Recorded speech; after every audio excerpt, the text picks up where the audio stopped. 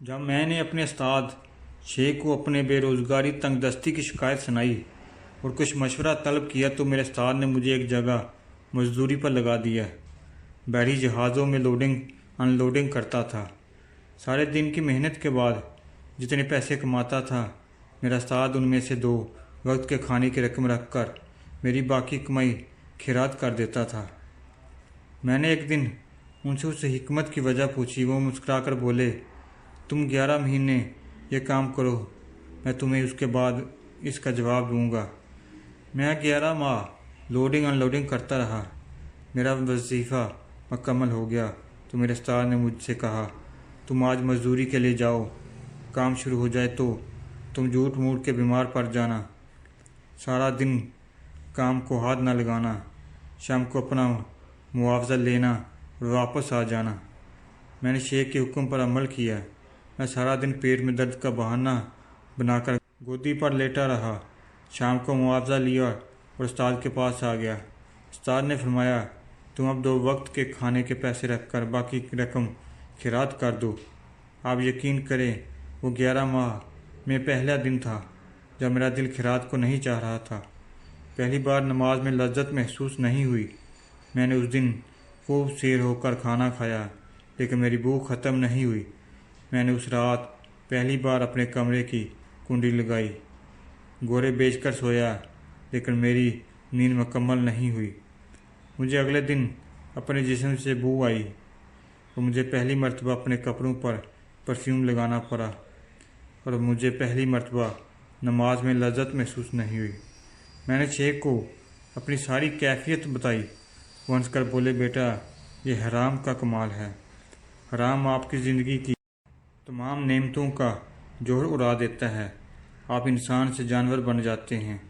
میرے استاد نے بتایا، جلال الدین، حرام ہمیشہ آپ کی بھوک بڑھا دیتا ہے، یہ آپ کی نیند میں اضافہ کرتا ہے، یہ آپ کے جسم میں بھوک پیدا کرتا ہے، یہ آپ کا دل تنگ کر دیتا ہے، یہ آپ کی سوچ کو چھوٹا کر دیتا ہے، یہ آپ کی نیند کو پھیلا دیتا ہے اور یہ آپ کی روح سے سکون کھینچ لیتا ہے۔ میرے شیخ نے مجھے بتایا، آپ کو آج ایک دن کا حرام 40 دن ستائے گا۔ آپ ان 40 دنوں میں جھوٹ کی طرف بھی مائل ہوں گے، آپ غیبت بھی کریں گے، آپ کے دل میں لالچ بھی آئے گا، آپ دوسروں کو دھوکہ بھی دیں گے اور آپ کے اندر امیر بننے کی خواہش بھی پیدا ہوگی۔ میں ڈر گیا۔ میں نے استاد سے پوچھا، میں اگر حرام کے ان برے اثرات سے بچنا چاہوں تو مجھے کیا کرنا پڑے گا؟ وہ بولے، روزہ رکھو اور خاموشی اختیار کرو۔ انسان کیسے گناہوں سے پاک ہو جاتا ہے، یہ دونوں تمہیں اندر سے پاک کر دیں گے۔ انہوں نے سر ہلایا اور بولے، میں نے 40 سال کی ریاضت کے بعد جو سیکھا وہ میں تمہیں بتا دیتا ہوں۔ یہ کائنات ایک صندوق ہے، اس صندوق پر اسرار کا موٹا تالا پڑا ہے۔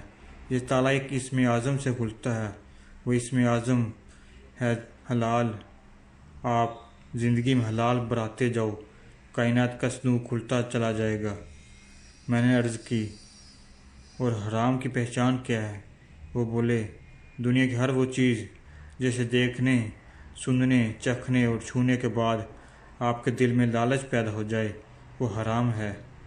جیسے مقناطیس لوہے کو کھینچتا ہے، ایسے ہی حرام لقمہ گندی سوچ اور گناہ کو کھینچتا ہے۔ آپ اس حرام سے بچو، یہ آپ کے وجود کو قبرستان بنا دے گا، یہ آپ کو اندر سے اجاڑ دے گا، تباہ کر دے گا، یہ آپ کو بے جوہر کر دے گا، بے قیمت کر دے گا۔ اپنے گھر میں، اپنے پڑوس میں اور پوری دنیا میں، پھر معاشرے میں آپ کی کوئی اہمیت ہی نہ رہے گی اور آپ کے چہرے کی رونق ختم ہو جائے گی۔ سب سے خطرناک بات یہ ہوگی کہ دل سخت ہو جائے گا، اور جس کا دل سخت ہو جاتا ہے پھر خیر کی بات اس کے دل پر کبھی اثر ہی نہیں کرتی۔